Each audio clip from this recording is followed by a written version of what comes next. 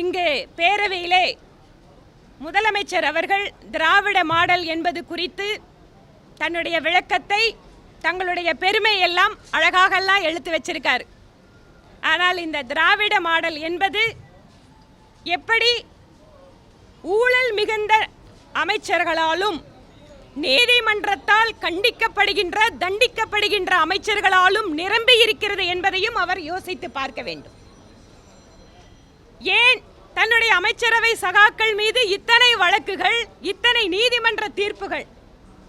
இவையும் திராவிட மாடலுடைய ஒரு அங்கமா? அவர்களுக்கு நம்பிக்கை இருக்கலாம் 26 பார்ட் 2 என்பது. ஆனால் பார்ட் 1 ஓட்டை விழுந்து கொண்டிருக்கிறது என்பதை அவர்கள் புரிந்து கொள்ள வேண்டும். என்னுடைய கருத்து எல்லாமே என்னோட கருத்து, தமிழகத்தினுடைய அமைச்சரவையில் அடுத்த கூட்டத்தொடர் நடக்கின்ற பொழுது எத்தனை பேர் அமைச்சர்களாக இருப்பார்கள் என்பதை திராவிட முன்னேற்ற கழகம் யோசிக்க வேண்டும்.